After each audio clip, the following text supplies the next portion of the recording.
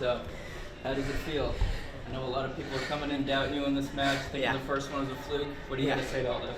Yeah, I mean, I was actually talking to my roommate, Caden, about this match. It's like... Caden Rogers? Yeah, Caden Rogers. He's the man. I was talking to him. It's just like, I'm so grateful to be able to wrestle a world champ.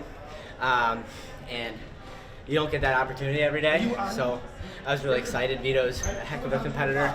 His drag keeps getting me. That was the second time I got taken down with it.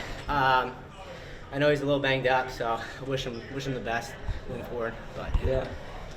What was running through your mind in those last few seconds? You had it locked up after that takedown. Yeah. What were you thinking? Yeah, I was just thinking, you know, I kind of wanted to get another takedown, to be honest.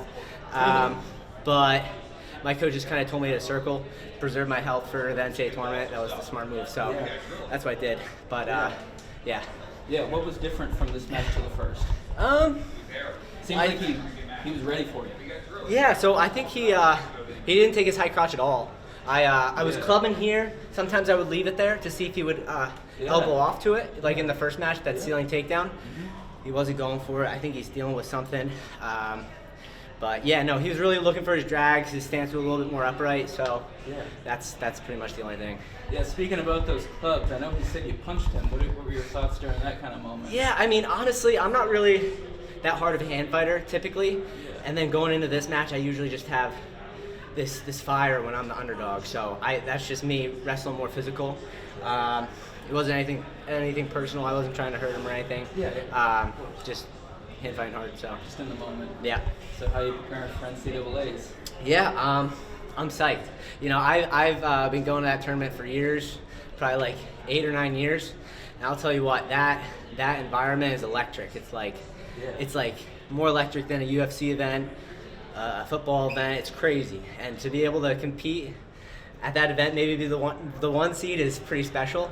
And then to be doing it with some really legendary wrestlers. You know, there's guys going for four NCAA titles, and I'm just really happy to be in the mix and rubbing elbows with those guys. So speaking of being in the mix with legendary wrestlers, there's one guy you haven't faced, Dayton Fix. Have you thought about that matchup? Yeah, no, he's a great wrestler. I mean, honestly, over the summer, my two favorite guys to watch were Vito and Dayton, and like my coach kind of told me to prepare for him starting in the summer.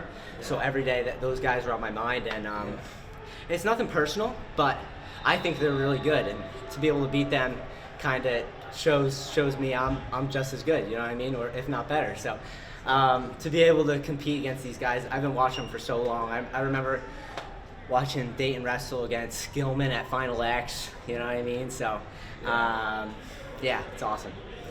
Tell me about, what is your relationship with Luke Stanich like? I know you gave him a big hug. Let's go, Crookham! You're the two stud freshmen. How does that relationship? He's a dog. I mean, a lot of guys probably overlooked him this year. And I remember wrestling with him early on when he was like a raw talent over the summer. I just remember his hands being so heavy. I was like, man, this kid's gonna be good. Like, he would tire me out in the goes. And honestly, last year, I think that's the one improvement I made was from him getting better in the hand fight. And he's so physical, so big, so strong. So I honestly owe a lot of my improvement to him. So, Who do you have to thank for this victory? God, first and foremost, man. I mean, I say it all the time. Like, people are like, you know, that's not God, you know, working through you. And it's like, well, he doesn't care if I win or lose this match. That's true. Like, he doesn't care if I lost that match.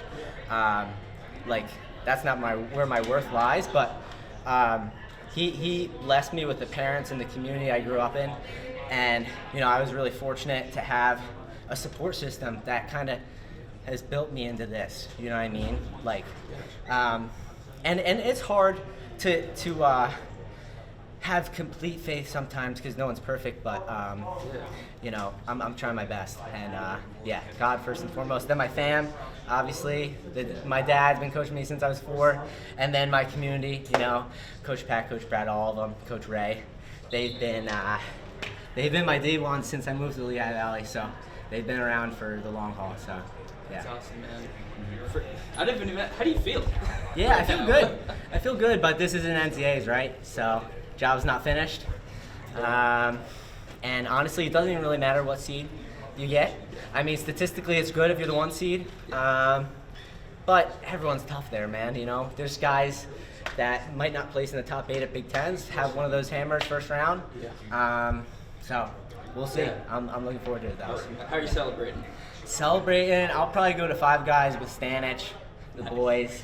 Pretty hype about it. Actually, we got Panera, but I'll probably go to Five Guys too. So Good deal, man. yeah. Congrats. Thank you. Appreciate it. Awesome.